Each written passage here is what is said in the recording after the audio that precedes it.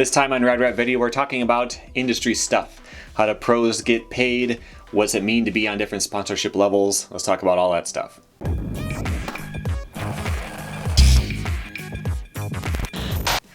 Welcome back to Rad Video, a channel where you can learn new things about skateboarding and talk about all kinds of different skateboarding topics, including answering your questions right here on Ask Rad. Today, we have got a few questions. First one is from Sean, and he asks, is it possible for two different tricks to be the same? For example, would a backside flip be distinguishable from a varial kickflip with a backside body varial? Would that just be two different ways of describing the same trick, or are they separate from each other? They're technically the same thing. So if the board spins backside and flips and you spin backside too, it's a backside flip. But the different styles are mostly based on how you catch it. So with a backside flip, you can catch it at 90 and pull it around the rest of the way. With a varial kickflip, you can't really catch it at 90 because you'd have to like reach around forward and pull it back. So you're more likely to catch it when it's right about done. You might catch a little bit early and let it rotate the last few degrees or something like that. But it is kind of a weird thing when you first start skateboarding to realize that tricks don't always look the same. So like a 360 flip versus a big spin flip. If you don't look at the skater and you block it out, you can still tell which one it is by the way the board moves. And it's kind of cool actually. And it's what makes skateboarding games generally not look right. Like if you do a pop shove it while you're spinning in skate, like it'll get away from you and it'll like come back. It looks really weird. If you spin and you do a 360 flip, like if you were to do a 540 big spin flip, let's call it fakie, the board spins 540, you kind of land on the tail and you finish it around. In a game, if you do that, you'll catch it with your front foot, which is what you would normally do, and you push it around that way, and it looks really weird because tricks don't act the same depending on how you're spinning and moving with it. So like on paper, everything is right, and someone who doesn't skate wouldn't realize what made it look weird, but it is definitely a style thing. So like with a backside flip, my backside flips look really bad and I hate them, but because I just kind of do what you're talking about, I do a varial kickflip and I spin with it. It doesn't feel like that, but when you watch it, that's what it looks like. If I started popping it more and more and getting better at it, I'd probably start catching it partway through and pulling it around, and it would look more like a standard backside flip. But that's just kind of the thing with skateboarding. Like there's a million different styles, different ways to do things in different circumstances and all that. So it's not technically it's the same, but it doesn't always look the same. Okay, next question is from Valentine, who says, have you seen that one guy who backflipped El Toro on a scooter? Do you feel like it's a good thing that scootering gets more and more accepted? I definitely saw this, which was cool because it's very rare that skateboarding channels would post a scooter clip. I don't know if they ever have it. So like if a scooterer falls really hard, they might post it because it's funny. But there was that, and I think the only other thing I saw was like there's like a tree with this circular rail around it, and the guy like slides all the way around it, which was kind of cool too. I don't know how I feel about scootering. It's such a weird thing that I don't think needs to exist. Like we have skateboards already. You can do the same type of stuff, but you can do so much more. Like the amount of tricks you can do on a skateboard versus the amount of tricks you can do on a scooter, it's not even close. So why would you choose to limit yourself just so you can like have handlebars so you can do like backflips and stuff? Like that's the only thing I think you can do easier on a scooter. But everything else, like, I mean, not easier. Skateboarding is incredibly hard, probably harder than a scooter in pretty much every way. But like, I just don't get it. I don't know why it exists. I don't have a problem with it though. And as people get better and better, backflip down El Toro or like, doing handrails, and you can jump from this one to this one, and that type of stuff is really, really cool. And I think most people have a problem with scootering because it's just the thing that little kids do, not because of the fact that it's a scooter. So when I was first starting skateboarding and I was starting to go to skate parks and do stuff like that, all the annoying kids who shouldn't be there and their mom just dropped them off, like it's daycare and not because they actually know what they're doing, they were always on blades. That's just how it was at the time. There was that one guy who was really cool. He's doing like a 540 backflip over this huge fun box, and there's stuff like that.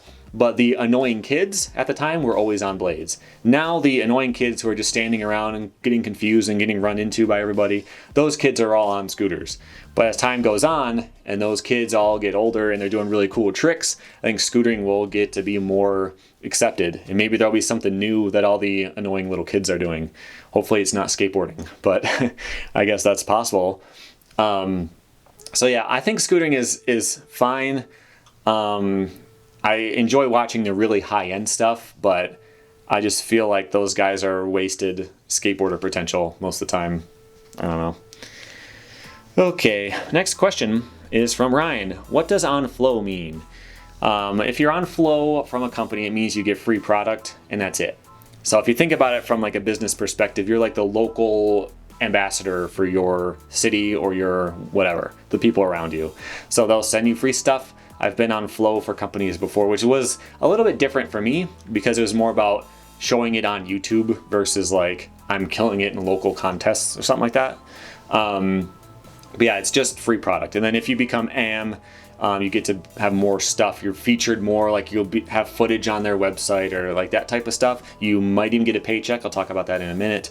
And then Pro is you get a product with your name on it. So that's basically the tiers. Different brands do things in slightly different ways, but on Flow just means you get free stuff. I've actually had a Flow sponsor where I got a coupon code and I just got a discount on stuff. I'm not sure if that technically counts, but that's kind of the tier we're talking about, just kind of the basic free stuff, and that's it. The last question is from Marco, who says, I would like to know how the payment of a pro skater looks like, inclusive of the health insurance, tax, and pension. Are they still getting paid when they can't skate anymore, or when they're only able to skate on a low level? So there's a few different ways you get paid. First is your direct paycheck. So if you are pro for a company, they're giving you a paycheck. What that would be, it could be like $1,000 a month, it could be $2,000, it could be $5,000 if it's a major company and you're one of their huge top-end guys. You also can get money based on your product selling. So if you're pro, you got a pro model, whether it's a board or a shoe or pro wheel or something like that, you get a cut of all those sales because your name's on it. Then third would be like outside endorsements. So if you do like a Got Milk ad or something, you can get paid for that. So just like being a very good skateboarder, you could do like a Red Bull commercial. I think they have a team, but like different product endorsements and stuff like that. That's not as big for skateboarders as it is for like pro basketball players and stuff like that, but that is something you can do. But like you're talking about tax withholding, insurance, retirement accounts, you don't get any of that stuff because you're a contractor. And I've worked as a contractor before. It was in an office, but the way that works is you work in their building and you turn in your work to them, but you aren't their employee. They don't owe you anything. As soon as you're done with your job, you're out. So like you don't get healthcare, you don't get any kind of anything. And when your project is done, like in my case, I was helping develop this course, like a college course thing I was working on. When that was done, they just took all of his contractors in the office and said, hey, we're done with you. See you next time. And maybe they'll bring you back in a year when they have a new project or something like that, but they can just let you go like nothing. There's no severance pay, there's nothing. You're just gone. And that's what it's like to be a pro skateboarder. And it can cause a lot of problems because you're on your own for everything. So like your healthcare. I've seen a couple brands that will have helped before. There was a brand, I don't remember which one, but I found it when I was doing some research, where they would ask you to pay for your own insurance, but they would cover the rest.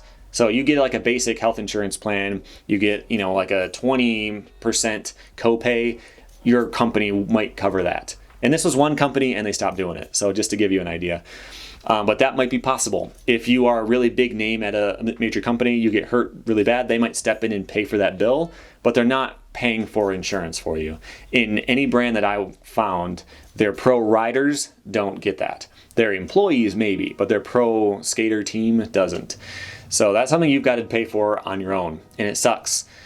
My healthcare coverage for just myself, like bare minimum, doesn't cover anything, is over $600 a month. And it does nothing. Like I'd have to get like cancer or something just to reach the like copay minimum, whatever. It sucks. But as a skateboarder, if you get hurt, that's a big deal. Watch my video on Frankie Hill. see a story about that where he got hurt really bad. His sponsors just kind of left him hanging. He didn't get it taken care of, and he just got worse and worse, and it ruined his career. Check that out. I think I'm remembering most of that correctly, but check that video out to get a little more insight on that. So you definitely want to do that, but you might not be making that much money. I'll give you some actual figures in a minute. The other thing is your tax withholding, which is a problem. If you have an actual job where you're an employee, they will withhold your taxes from you for you. They'll pay them on your behalf, and then at the end of the year, you get your tax form, you file it, and you might even get a refund because they overpaid slightly. Or you have to pay like $100 or something like that. If you are a contractor, you're responsible for paying your own taxes each quarter. And if you don't, you have to pay like 10 grand in taxes at the end of the year. It can be brutal. Last year, my tax status changed and I had to pay like $3,000, even though I paid throughout the year too. So you are responsible for that. So if you tell like a 19-year-old skater, like here's a big paycheck because you are amazing and your board is flying off the shelves, by the way, you're going to have to pay like 20 grand in taxes at the end of the year. That's a big thing to put on them, but that's just how it works. Sure, that skater can hire an accountant and get all that stuff figured out, but he probably won't. But that's something you've got to do on your own. So there's the healthcare, there's the taxes, and also your retirement fund. You said pension, but pension isn't really a thing anymore. But so like, you don't get anything like that. At an actual job, you might be able to have them skim off of your paycheck and put it in a retirement account for you. A lot of companies, one of the benefits is they will match your retirement savings. So you pull 5% out of your paycheck, they'll match another 5%, and you get a little bit extra that way. But if you're a contractor, that's on you. And do it, please. Even if you got your first job in your 18 years old and you finally got your first job at McDonald's or something like that, save some money for retirement. The way compound interest works, when you put it in young, like you'll be super rich when you get old if you start saving right away. But if you're 20, pro skateboarder, you're traveling the world, you're doing cool stuff, that's probably not on your mind and your company's not going to help you out with it. So that's a pretty big issue that you want to take care of yourself. So yeah, you are on your own in a lot of ways. If you get hurt, they can let you go. And it has happened before. And it sucks, but like from their perspective, you're selling boards because you're out there doing cool tricks. If you can't skate anymore, then what are you going to do? Unless you're a huge name, you're like Tony Hawk or something like that. If Tony Hawk gets hurt and he stops skateboarding, people are still going to buy stuff that says Tony Hawk on it. But if you're just some guy, you're not going to get that kind of treatment because they can't afford to do that. You know, not that every company's horrible and they're going to take advantage of you, but they can't afford to do that. It's business. So you do have to take care of yourself. You got to be as careful as possible. But I found some numbers that I wanted to read for you. This is from Dan Plunkett, who it was in a Jankum article. He's asked, what do you think the average pro skater makes? Like not street league skater. Depends, you know. Do they have a shoe sponsor? With just a board sponsor, maybe you make like $2,000 a month or something like that. Maybe $1,500 to $2,500. For a full set of sponsors, at least like $5,000 a month. I'd say somewhere around there. But some people get $5,000 a month just from one sponsor, depending on who you were hooked up with. Like when Quicksilver was going, riders would get $5,000 just from that. It was just gnarly. When you're an AM, you get mostly nothing. A lot of AMs usually don't. I think it depends on the company. Like I'm sure like DC and Element AMs get pretty good money, you know? But most AMs don't even get paid. Maybe like $500 a month, if that. So this is from, I think 2014 is when that article came out. So just picture that. You're an AM, you're an amazing skateboarder, you're at pro level in your actual skill. Maybe your brands haven't decided that you're marketable enough to have your own pro model yet. You need to have a bigger following or whatever. But you're one of the best skateboarders in the world. You make $500 a month. And you have to withhold your own taxes, you have to pay your own health insurance, and you have to do your own retirement fund. Like that's a big thing to put on somebody, and it sucks. So if you watch the 9 Club video with Don Brown, he talks about how there's like a skateboard, like a group for the industry, and they try to talk about how to fix stuff like that and how can they get healthcare for all their riders. It's a tough thing because like if a company gives healthcare to its employees, there's some like tax breaks and whatever. But if it's contractors, like how do you handle all that stuff? It's something that needs to be figured out. I don't have any answers because that's like way beyond anything I know about legal stuff and business and all that. But this is just how it is right now, and it sucks. Hopefully something can be done about that, but as of right now, that's just kind of how it is. So when people talk about how they want to turn pro someday, it always kind of scares me because financially you're not putting yourself in a great spot. You're giving yourself a career that might last 10 years, if not less, and you're not giving yourself a lot of transferable skills afterward. So for me, skateboarding is always a hobby. It's fun. It's something that you can, let out your frustrations with, or you can be creative with, or it does a lot for you. It's good for your mental health. You can help go out there and you can sort through your thoughts as you're just cruising down the street. Skateboarding is amazing, and it's a great thing to do. But if you want to take it as a profession, you're putting yourself in pretty risky situation. So that's what I was able to find about that. Some brands do treat their skaters pretty well compared to others, but it's always going to be kind of a sketchy situation. So that's it for this time. If you have any more questions, either go to radratvideo.com and submit your question there on the homepage, or if you sponsor me on Patreon, you can submit your questions on there. I will answer it if it's on there, maybe not in a video depending, but you'll definitely get your question answered. If not, there are some videos you can watch right now that YouTube is recommending to you. You can also tap my logo on the screen right now to subscribe and make sure you catch the next one. Thank you for watching.